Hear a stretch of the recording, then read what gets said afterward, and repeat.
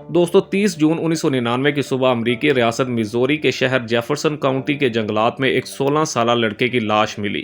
इसका नाम था रिकी मैकॉर्मिक, जबकि लाश के बिल्कुल करीब ही पुलिस को एक छोटा सा खून आलूद कागज मिला जिस पर चंद अजीब अलामतें लिखी हुई थी। ये कोई आम कागज नहीं था, ये या तो कातिल की तरफ से छोड़ा गया एक शैतानी पैगाम था या फिर खुद रिकी की मौत के आखिरी मिनटों में लिखी गई मदद की फरियाद।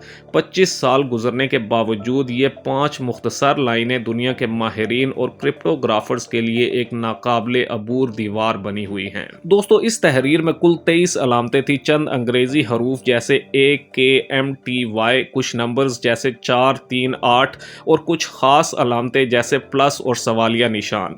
माहिरीन के मुताबिक सवालिया निशान शायद रिकी की कोई तहरीरी गलती थी या फिर कातिल की तरफ से दिया गया कोई इशारा। प्लस का निशान ज्यादातर क्रिप्टोग्राफी में T या S की अलामत होता है। अमरीकी FBI के माहिर रिम्स डैन ऑल्सन ने एतराफ़ किया है कि ये कोड अपनी इंतहाई मुख्तसर लंबाई की वजह से दुनिया के मुश्किल तरीन साइफर्स में से एक है। इसे तोड़ने के लिए एक की का होना ज़रूरी है जो हमारे पास मौजूद नहीं है। दोस्तों 29 जून 1999 की शाम रिकी ने अपनी माँ कैरन से कहा, माँ मैं अपने दोस्त के साथ वेस्ट सिटी ट्रेलर पार्क जा रहा हूँ, जल्दी वापस आऊँगा। वो चला तो गया मगर कभी वापस ना आया। अगली सुबह इसकी लाश जंगल में पड़ी हुई मिली, जबकि तहकीकात से पता चला कि रिकी पढ़ाई में औसत दर्जे का तालिब इल्म था और रियाजी में खासा कमज़ोर था। सवाल ये उठता है कि क्या वो वाकई खुद इतना पेचीदा कोड बना सकता था? क्या वो मंशियात की खरीदो फरोख्त में मुलविस था या फिर किसी ने इसे ब्लैकमेल किया था? पुलिस का ख्याल था कि ये कोड या तो कातिल का तारुफ था या फिर रिकी की मदद के लिए लिखी गई आखिरी दरख्वास्त थी। दोस्तों इस केस की तहकीकात में कई संगीन गलतियां हुई जिन्होंने इस राज को और गहरा कर दिया। सबसे पहले तो पुलिस ने लाश को गैर महफूज हालत में छोड़ दिया, जिससे मुमकिन सबूत ज़ाया हो गए। खून के नमूनों का जदीद फोरेंसिक टेस्ट नहीं किया गया, जबकि इब्तदा में पुलिस ने इस खून आलूद कागज को बेमानी कागज समझकर नज़रअंदाज कर दिया। सालों बाद 2016 में FBI ने इसे अपनी वॉल्ट 7 फहरिस्त में शामिल किया। इन मुकदमात की फहरिस्त में जो खुफिया पैगामात की वजह से सर्द हो चुके हैं। माहिरीन का ख्याल ये है कि यह होमोफोनिक साइफर हो सकता है जहां एक अलामत के कई मानी होते हैं। दोस्तों दुनिया भर के माहिरीन रम्ज निगारी और क्रिप्टोग्राफर्स इस कोड को तोड़ने में नाकाम रहे हैं। वजूहात साफ हैं। पहली वजह तो ये कि ये कोड इंतहाई छोटा है, जो कि सिर्फ 23 अलामतों पर मुश्तमिल है। जब कोड छोटा हो तो इसका कॉन्टेक्स्ट समझना नामुमकिन हो जाता है। दूसरी वजह की का ना होना, जैसे बेल साइफर्स को ऐलान आज़ादी से तोड़ा गया था, यहाँ ऐसी कोई की मौजूद नहीं है। तीसरी वजह गैर मियारी अलामात जैसे सवालिया निशान जैसी अलामतें आम साइफर्स में नहीं होती। शायद ये रिकी की कोई तहरीरी गलती थी या कातिल ने जानबूझकर डाली थी। चौथी वजह नाकस तहकीकात। इब्तदाई सबूत ज़ाया होने से कोड का असल मतलब समझना करीबन नामुमकिन हो गया है। दोस्तों माहिरीन ने 4 मुमकिन थ्योरीज पेश की हैं। पहली थ्योरी, कातिल का नाम या पता, शायद प्लस AK8M का मतलब है अक्लाइन 8 माइल रोड, मगर ऐसा कोई नाम या पता नहीं मिला।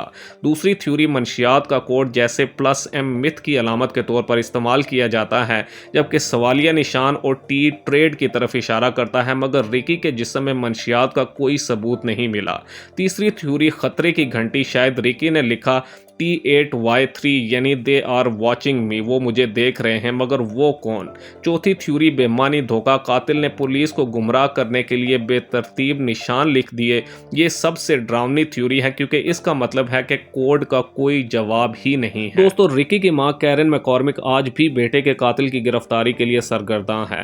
हर साल 30 जून को वो जंगल के करीब यादगारी तकरीब मनाती है। जेफरसन काउंटी के लोग आज भी इस वाक़े से कांप उठते हैं।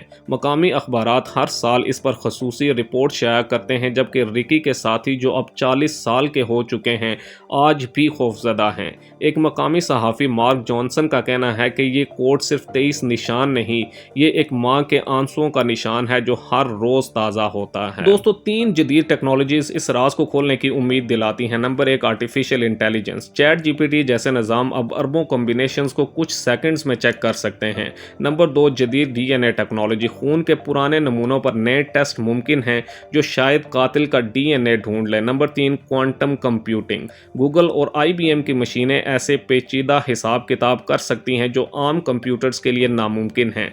एफबीआई का 2023 का बयान अब भी वाज़ेह है, ये केस खुला है, कोई नया सबूत तहकीकात को दोबारा जिंदा कर सकता है। दोस्तों, अगर आपको ये वीडियो पसंद आई हो तो वीडियो को लाइक करें, चैनल को सब्सक्राइब करें और कमेंट सेक्शन में अपनी राय का इजहार ज़रूर करें।